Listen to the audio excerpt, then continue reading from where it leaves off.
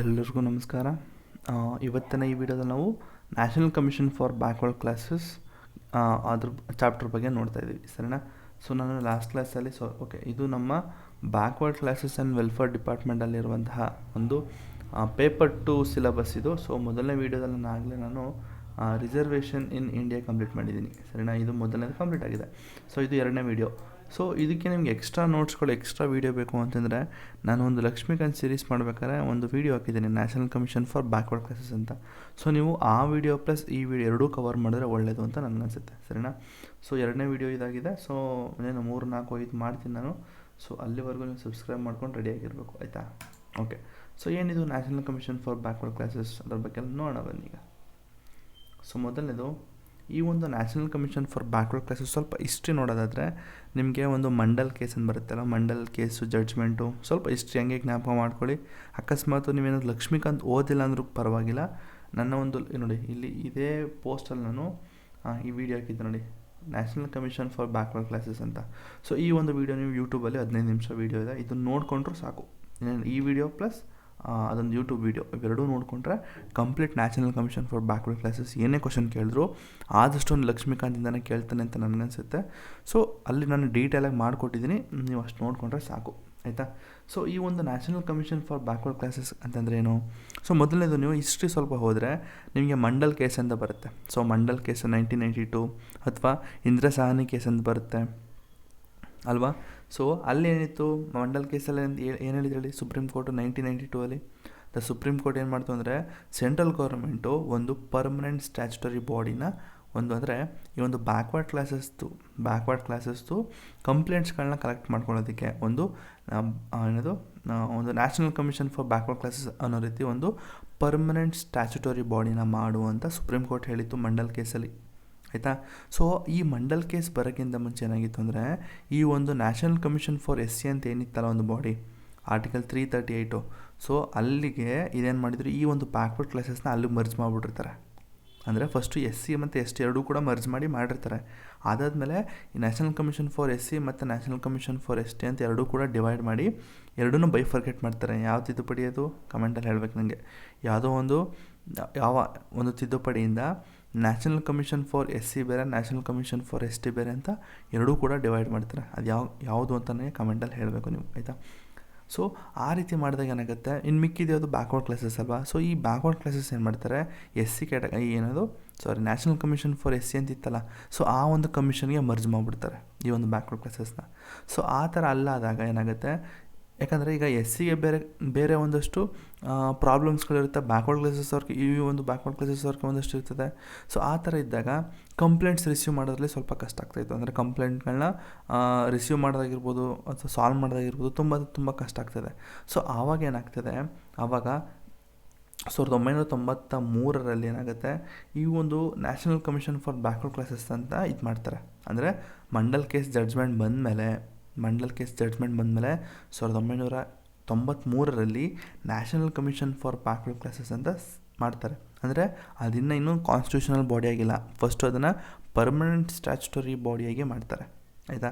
So ಅದಾದಮೇಲೆ 102ನೇ ತಿದ್ದುಪಡಿ ಇಲ್ಲಿದೆ ನೋಡಿ, ಅದಾದಮೇಲೆ 102ನೇ ತಿದ್ದುಪಡಿ ಆದಮೇಲೆ 2018 ಇದನ್ನು ಒಂದು ಕಾನ್ಸ್ಟಿಟ್ಯೂಷನಲ್ ಬಾಡಿಯಾಗಿ ಮಾಡ್ತಾರೆ. ಅಂದರೆ ಕಾನ್ಸ್ಟಿಟ್ಯೂಷನಲ್ ಸ್ಟೇಟಸ್, ಸಂವಿಧಾನದಲ್ಲಿ ಒಂದು ಸ್ಟೇಟಸನ್ನು ಕೊಡ್ತಾರೆ. ಯಾವುದು ಅಂತಂದರೆ ಆರ್ಟಿಕಲ್ 338B, ಆಯಿತಾ.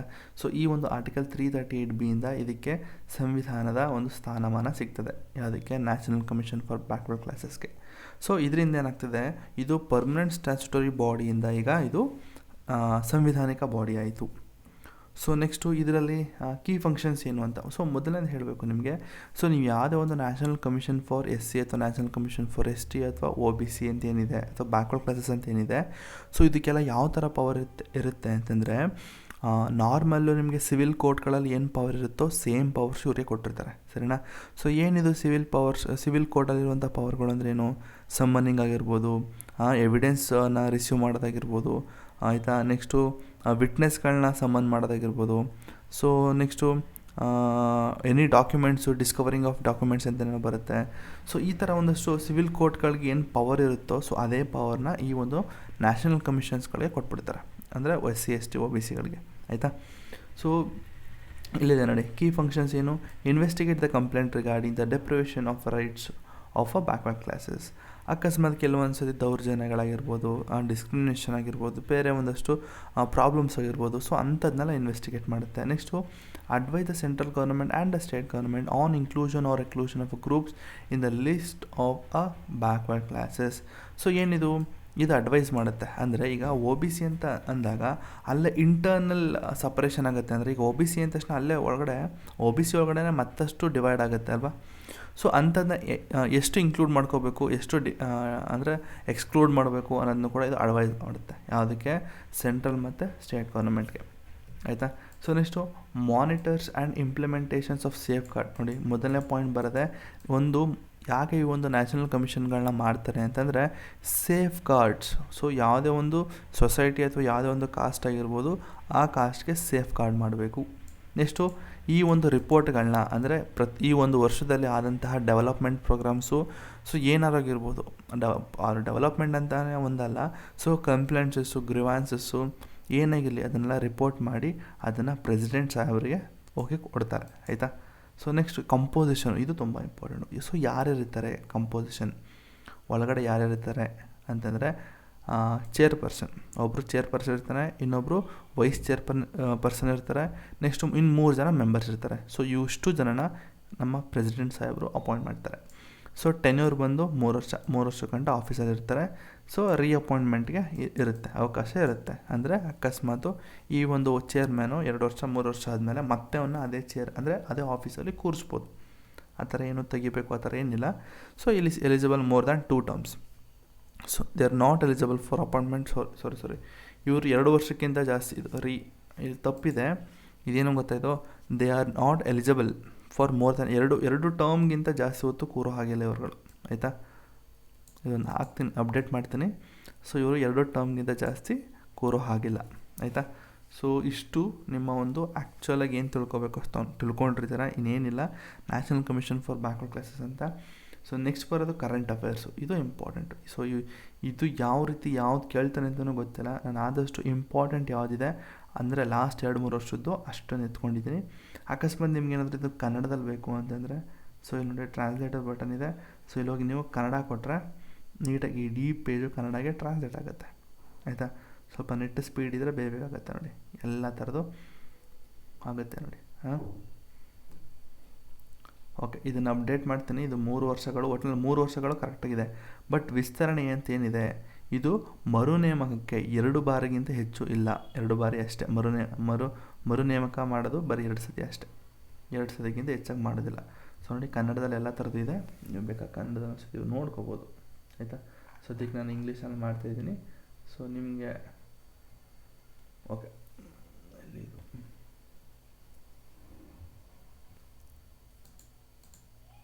ಇಂಗ್ಲೀಷು. ಸೊ ಈಗ ಕರೆಂಟ್ ಅಫೇರ್ಸ್ ಹೇಳ್ತೀನಿ ಏನು ಅಂತ. ಸೊ ಮೊದಲನೇದು ಕಾಸ್ಟ್ ಸೆನ್ಸಸ್ ಡಿಮ್ಯಾಂಡು. ಸೊ ಇಲ್ಲೇನಾಗುತ್ತೆ ಅಂತಂದರೆ, ಈಗ ನಮ್ಮ ಕರ್ನಾಟಕದಲ್ಲೇ ನೋಡಿ ಎಷ್ಟು ಡಿಮ್ಯಾಂಡ್ ಆಯಿತು ಅಂದರೆ ಕಾಸ್ಟ್ ಸೆನ್ಸಸ್, ಜಾತಿ ಗಣತಿ ಮಾಡಿ ಅಂತ. ಬ್ಯಾಕ್ವರ್ಡ್ ಕ್ಲಾಸಸ್ಗೆ ಅಲ್ಲಿ ಒಕ್ಕಲಿಗ ಮತ್ತು ಇನ್ನೊಂದಷ್ಟು ಗುಂಪುಗಳು ಏನಾಗ್ತದೆ, ನಮಗೂ ಒಂದು ರಿಸರ್ವೇಷನ್ ಬೇಕು ಅಂದರೆ ನೀವು ರಿಸರ್ವೇಷನ್ ಎರಡಕ್ಕೂ ಲಿಂಕ್ ಮಾಡ್ಕೋಬೇಕೀಗ. ಸೊ ರಿಸರ್ವೇಷನ್ ಅನ್ನೋ ಒಂದು ಇದರಲ್ಲಿ ಸೆನ್ಸಸ್, ಜಾತಿ ಗಣತಿ ಮಾಡಿ ಅಂದರೆ ನಮ್ಮಲ್ಲೇ ಬ್ಯಾಕ್ವರ್ಡ್ ಕ್ಲಾಸಸ್ ಒಳಗಡೆನೇ ಇನ್ನೊಂದಷ್ಟು ಸಬ್ ಡಿವಿಷನ್ ಆಗ್ತಾಯಿದೆ. ಸೊ ಅದಕ್ಕೆಲ್ಲ ರಿಸರ್ವೇಷನ್ ಇದು ಮಾಡಿ ಅಂದ್ಕೊಂಡು ಡಿಮಾಂಡ್ ಮಾಡಿದ್ರು. ಸೊ ಅದ್ರ ಬಗ್ಗೆ ಇಲ್ಲಿದೆ. So next Maratha quota issue ಏನಾಗಿತ್ತು ಅಂತಂದರೆ, NCBC studied the implications of including the Marathas in the central OBC list post supreme court ruling. So ಇಲ್ಲೇನಾಗಿತ್ತು, ಮರಾಠಾ ಕೋಟಾ ಇಶ್ಯೂಲಿ ಮರಾಠ ಅಂತ ಒಂದೇನಿದೆ, ಈ ಮರಾಠಾಸ್ನ ಈ ಒಂದು ಸೆಂಟ್ರಲ್ OBC ಲಿಸ್ಟ್ಗೆ ಆ್ಯಡ್ ಮಾಡಿ ಅಂತ ಮರಾಠಾ ಕೋಟಾ ಇಶ್ಯೂ ಆಗಿತ್ತು. ನೆಕ್ಸ್ಟು ರೋಹಿಣಿ ಕಮಿಷನ್, ಲಾಸ್ಟ್ ಕ್ಲಾಸಲ್ಲಿ ಹೇಳಿದೆ ರೋಹಿಣಿ ಕಮಿಷನ್ ಬಗ್ಗೆ. So Rohini commission report pending ಆಗಿತ್ತು. So delayed report on OBC subcategorisation has impacted the NCBC advisory roles. So Rohini commission ಅಂತ ನಾನು ರಿಸರ್ವೇಷನ್ಲೂ ಕೂಡ ಹೇಳಿದೆ, ರಿಸರ್ವೇಷನ್ ಮಾಡ್ಬೇಕಾರೆ. ಸೊ ಅಲ್ಲೂ ಕೂಡ ಈ ಒಂದು OBCಯಲ್ಲೇ ಸಬ್ ಕ್ಯಾಟಗರೈಸ್ ಮಾಡಿದಾಗ, ಸೊ ಅಲ್ಲೂ ಕೂಡ ಒಂದಷ್ಟು ಡಿಲೇ ಆಗಿತ್ತು ರಿಪೋರ್ಟ್ಸ್ ಕೊಡೋದ್ರಲ್ಲಿ. ಸೊ ಅಷ್ಟು ಗೊತ್ತಿದ್ರೆ ಸಾಕು, ರೋಹಿಣಿ ಕಮಿಷನ್ ಏನು ಅಷ್ಟು ಬೇಡ ಅನ್ಕೋತೀನಿ. So next EWS, economically weaker section quota controversy. ಏನಿದು, NCBC recommended the periodic review of economically weaker eligibility criteria to avoid overlap with OBC benefits. Okay, so ಇದೇನಾಗಿತ್ತು ಅಂದರೆ ನಿಮಗೆ ಎಕನಾಮಿಕಲಿ ವೀಕರ್ ಸೆಕ್ಷನ್ಗೆ ಒಂದು ಕ್ರೀಮಿ ಲೇಯರ್ ಅಥವಾ ಏನೋ ತೊಗೊಬರ್ತಾರಲ್ವ, ಅಂದರೆ ಈ ಒಂದು ನಿಮ್ಮ ಮಂಡಲ್ ಕೇಸ್ನ ಸ್ವಲ್ಪ ಹಂಗೆ ಜ್ಞಾಪಿಸ್ಕೊಳ್ಳಿ. ಅಲ್ಲಿ ಇಂದ್ರಸಾನಿ ಕೇಸಲ್ಲಿ 27% ಬ್ಯಾಕ್ವರ್ಡ್ ಕ್ಲಾಸಸ್ಗೆ ಕೊಡಬೇಕು, ಆಯಿತಾ. ನೆಕ್ಸ್ಟು ಇದಕ್ಕೆ EWSಗೆ ಏನೇನು ಲಿಂಕ್ ಮಾಡ್ಬೋದು ಅಂತ ಗೊತ್ತಾಯಿದೆ ನಿಮಗೆ. ಅಂದರೆ EWSಗೆ ಒಂದು ಸೋಷಿಯಲಿ ಎಕನಾಮಿಕಲಿ 105th ಅಮೆಂಡ್ಮೆಂಟ್ ಆ್ಯಕ್ಟಾ, ಸೊ 105th 102nd, ಸೊ ನೋಡಿ ಅದನ್ನೆಲ್ಲ ಲಿಂಕ್ ಮಾಡೋದಾಗಿದ್ರೆ ಮಾಡ್ಕೊಳ್ಳಿ. ಸೊ ಅದು ಬಿಟ್ಟರೆ demand for inclusion community states like Haryana ಅಂದರೆ Jats and Rajasthan Gujjars petition NCBC for central OBC status. Okay, ಈ ರೀಸೆಂಟಾಗಿ ಯಾವುದ್ಯಾವುದು ಅಂದರೆ ಆ್ಯಡಿಷನ್ ಮಾಡೋದಕ್ಕೆ OBC ಲಿಸ್ಟ್ಗೆ ಆ್ಯಡಿಷನ್ ಮಾಡಿ ಅಂತ ಹೇಳಿದ್ದು ಅಂತಂದರೆ ಒಂದು ಮರಾಠಾಸು, ಇನ್ನೊಂದು ಹರಿಯಾಣದಲ್ಲಿ ಜಟ್ಸು ಮತ್ತು ರಾಜಸ್ಥಾನದಲ್ಲಿ ಗುಜ್ಜರ್ಸು. ಸೊ ಇವರೆಲ್ಲ ಒಂದು ಪಿಟಿಷನ್ ಹಾಕಿರ್ತಾರೆ ನ್ಯಾಷನಲ್ ಕಮಿಷನ್ ಫಾರ್ ಬ್ಯಾಕ್ವರ್ಡ್ ಕ್ಲಾಸಸ್ಗೆ, ನಮ್ಮನ್ನೆಲ್ಲ ನೀವು ಈ ಒಂದು NCBC ಅಂದರೆ OBC ಲಿಸ್ಟ್ಗೆ ಆ್ಯಡ್ ಮಾಡಿ ಅಂತ ಒಂದಷ್ಟು ಪಿಟಿಷನ್ಗಳು ಹಾಕಿದರು. ಸೊ ಇಷ್ಟು ಬಂದು ನಿಮ್ಮ ಕರೆಂಟ್ ಅಫೇರ್ಸ್ ಆಗಿತ್ತು. ಸೊ ರೀಸೆಂಟ್ ಇನಿಷಿಯೇಟಿವ್ಸು ಇಲ್ಲಿ ಕೊಟ್ಟಿದ್ದೀನಿ ಅಲ್ಲ ಅಂತಂದೇನು ಕೊಟ್ಟಿಲ್ಲ, ಆದರೆ ಒಂದು ಸತಿ ಓದ್ಕೊಳ್ಳಿ. ಏನು ಕ್ರೀಮಿ ಲೇಯರ್ ಬಗ್ಗೆ ಓದ್ಕೊಳ್ಳಿ. ಕ್ರೀಮಿ ಲೇಯರ್ನ ಇನ್ಕಮ್ ಲಿಮಿಟ್ ಗೊತ್ತಲ್ಲ ನಮಗೆ, 8 ಲಕ್ಷ. 8 ಲಕ್ಷದ ಮೇಲೆ ಇದ್ದವ್ರನ್ನ ನಾವು ಕ್ರೀಮಿ ಲೇಯರ್ ಅಂತ ತೊಗೊಳ್ತೀವಿ. 8 ಲಕ್ಷಕ್ಕಿಂತ ಕಮ್ಮಿ ಇದ್ದವ್ರನ್ನ ನಾವು ಎಕನಾಮಿಕಲಿ ವೀಕರ್ ಸೆಕ್ಷನ್ ಅದು ಬ್ಯಾಕ್ವರ್ಡ್ ಕ್ಲಾಸಸ್ಗೆ ನಾವು ಅದನ್ನು ಇನ್ಕ್ಲೂಡ್ ಮಾಡ್ತೀವಿ. ಸೊ ಒಂದಷ್ಟು ಚಾಲೆಂಜಸ್ಸು ಏನೇನಿದೆ ಸೊ ನೋಡ್ಕೊಳ್ಳಿ ಚಾಲೆಂಜಸ್ಸು. ಸೊ ಅದು ಬಿಟ್ಟರೆ ಈ ವಿಡಿಯೋ ಆದಮೇಲೆ ಈ ಒಂದು ವಿಡಿಯೋ ನೋಡಬೇಕು ನೀವು, ರಾಷ್ಟ್ರೀಯ ಬ್ಯಾಕ್ವರ್ಡ್ ಕ್ಲಾಸಸ್ ಆಯೋಗ ಅಂತ ಒಂದು ಮಾಡಿದ್ದೀನಿ, ಈ ವಿಡಿಯೋ ನೋಡಿ. ಸೊ ಈ ವಿಡಿಯೋದಲ್ಲಿ ಆದಷ್ಟು ನಾನು ಲಕ್ಷ್ಮೀಕಾಂತ್ನ ಕವರ್ ಮಾಡಿದ್ದೀನಿ. ಸೊ ಲಕ್ಷ್ಮೀಕಾಂತ್ ಪ್ಲಸ್ ಈ ವಿಡಿಯೋ ನೋಡಿದ್ರೆ ನಿಮಗೆ ಕಂಪ್ಲೀಟಾಗಿ ಅರ್ಥ ಆಗುತ್ತೆ. ಸೊ ಅಕಸ್ಮಾತ್ ನೀವೇನಾದರೂ ಮೇನ್ಸ್ ಬರಿತಾ ಇದ್ದರೆ, UPSC KS ಮೇನ್ಸ್ ಬರಿತಾ ಇದ್ದರೆ, ಈ ಒಂದು ಟಾಪಿಕ್ಗೆ ಆನ್ಸರ್ ಎಲ್ಲಿದೆ ಅಂತಂದರೆ ಇಲ್ಲ ನನಗೆ ಸ್ಕ್ರೋಲ್ ಮಾಡಿದ್ರೆ ನಿಮಗೆ ಕೆಳಗಡೆ ಸಿಗುತ್ತೆ ರೀಸೆಂಟ್ ಡೆವಲಪ್ಮೆಂಟು. ಸೊ ಇದೊಂದು ನನಗೆ ಇದು ಆ್ಯಕ್ಚುಲಾಗಿ ಮೇನ್ಸ್ ಆನ್ಸರ್ ಅಲ್ಲ, ಬಟ್ ನಿಮಗೊಂದು ರೆಫರೆನ್ಸ್ ಸಿಗುತ್ತೆ ಏನೇನು ಬರೀಬೇಕು ಎಷ್ಟು ಬರೀಬೇಕು ಅನ್ನೋದ್ರ ಬಗ್ಗೆ. ಸೊ ಇಷ್ಟು ನೋಡಿಕೊಂಡ್ರೆ ಸಾಕು. ಸೊ ಈಗ ನೀವು 102nd amendment act, 105th amendment act, article 338B, article 338A, article 338 ಮತ್ತೇನೇನಿದೆ ಅದರಲ್ಲಿ, ಪ್ರೆಸಿಡೆಂಟ್ ಅವ್ರಿಗೆ ರಿಪೋರ್ಟ್ ಕೊಡಬೇಕು, 3 ವರ್ಷ ಗಂಟೆ ಅವ್ರದ್ದು ಟರ್ಮ್ ಇರುತ್ತೆ, ಆ್ಯನ್ಯುವಲ್ ರಿಪೋರ್ಟು ಪ್ರೆಸಿಡೆಂಟ್ ಅವ್ರಿಗೆ ಕೊಡಬೇಕು, ಮತ್ತು ಇವ್ರಿಗೆ ಸಿವಿಲ್ ಕೋರ್ಟ್ಗೆ ಏನು ಪವರ್ ಇದೆ ಆ ಪವರ್ ಇವ್ರಿಗಿರುತ್ತೆ, ಆಯಿತಾ. ಸೊ ಅದು ಬಿಟ್ಟರೆ ನೆಕ್ಸ್ಟ್ ಹೇಳ್ಬೇಕಾ, ಇನ್ನೇನಿಲ್ಲ ಗುರು, ಇಷ್ಟು ನೋಡಿಕೊಂಡ್ರೆ ಸಾಕು, ಆಯಿತಾ. ಮತ್ತು ಇದು ಕಾನ್ಸ್ಟಿಟ್ಯೂಷನಲ್ ಬಾಡಿ. ಫಸ್ಟು ಇದನ್ನು ಮಂಡಲ್ ಜಡ್ಜ್ಮೆಂಟಿಂದ ಇದನ್ನು ಒಂದು ಪರ್ಮನೆಂಟ್ ಸ್ಟ್ಯಾಚ್ಯುಟರಿ ಬಾಡಿಯಾಗಿ ಮಾಡಿ ಅಂತ ಹೇಳಿತ್ತು. ಸೊ ಇದ್ರ ಬಗ್ಗೆ ನಾನು ಈ ವಿಡಿಯೋದಲ್ಲೇ ಹೇಳಿದ್ದೀನಿ, ಆಯಿತಾ. ಲಕ್ಷ್ಮೀಕಾಂತ್ ಈ ಒಂದು ಸೀರೀಸಲ್ಲಿ ಡೀಟೇಲಾಗಿ ಹೇಳಿದ್ದೀನಿ, ನೀವು ಇಷ್ಟು ನೋಡಿಕೊಂಡ್ರೆ ಸಾಕು ಅಂತ ಹೇಳ್ತಾ ನೆಕ್ಸ್ಟ್ ಕ್ಲಾಸಲ್ಲಿ ಯಾವ್ದು ಮಾಡ್ತೀನಿ ಅಂತಂದರೆ, ಓಕೆ ಇರಿ, ನೆಕ್ಸ್ಟ್ ಕ್ಲಾಸಲ್ಲಿ ಯಾವ್ದು ಮಾಡೋಣ ಹೇಳಿ.